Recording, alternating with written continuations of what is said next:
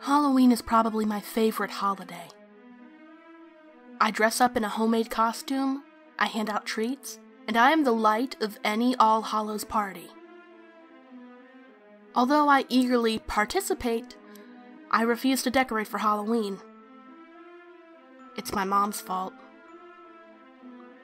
See, when I was about 15 years old, my mother worked at a local hotel. She was a night shift restaurant manager there. Since she was also a kleptomaniacal pack rat, she took decorations home with her very, very often. Shortly after Halloween, she brought home this ugly little decoration. It was a plastic skeleton, dressed in a top hat and tails. The skeleton was about the size of a 3-year-old child. It was painted a dim ivory, the color of old bones. She shoved the ugly thing in my face. "Isn't it the greatest? Come closer and check it out," Mom said excitedly. When I got closer, I shrieked as the stupid thing spoke. Well, to be more accurate, it screamed at me, with glowing redness in its empty eye sockets. Boo! Happy Halloween! Turned out the skeleton had a battery pack in it that powered 2 red LEDs and a speaker hidden in its skull. Real funny, Mom. Scare your kid out of 10 years of her life. I asked her to take the batteries out of the back. She did so, snickering at her joke, and placed the skeleton in a display alcove directly across from our front door. As the months passed, she dressed Mr. Bones, yes, she named the stupid thing, in different accessories for the holidays. Indian headband on his top hat for Thanksgiving, a fake white beard for Christmas, a glittery bow tie for New Year's. At random, she would put the batteries in again to give me a scare when I got home from school. God, Jesus Christ. Mom, take the batteries out again! I didn't put them back in, honey. She was laughing as she said it, which gave proof to her lie.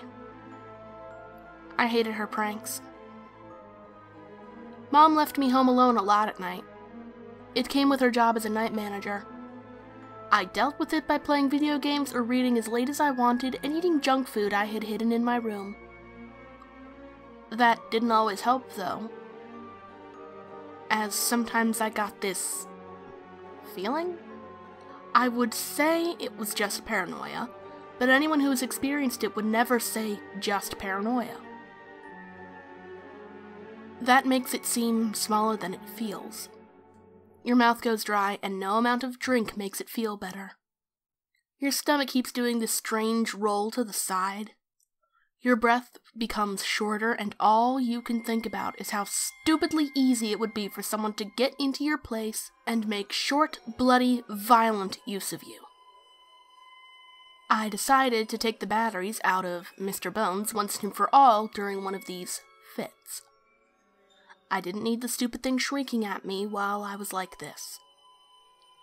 I took out the batteries and decided to clip one of the wires to make sure it would not go off ever again. As I picked the skeleton up and turned it over, it occurred to me that the decoration was a bit heavy. It felt heavier than plastic should be. I knew the hands were plastic. The little bony hands were obviously made from a bad mold, as was the skull. After I clipped the wire, I opened the tuxedo shirt and felt the ribs. It didn't feel like plastic. It felt colder, a little like stone, a little like wood. There were strange grooves in the area where the heart would be on a normal person. Notches. Like something had been forced there. I had never felt bone, but those ribs felt like how I imagined bone would feel. I quickly buttoned the shirt back up on the doll and flung it into the alcove. I was going to head up to bed now and tell Mom about this in the morning. Maybe we could take the doll to the police or give it a proper burial. I turned to head up the stairs. Boo. It was said quietly. Not screamed this time. My head whipped around. Light came from the eye holes of the doll's skull, beaming red at the ceiling. After I had clipped its cables and taken out the batteries and... God, what the fuck was going on? What the hell was this thing? I didn't wait for an answer.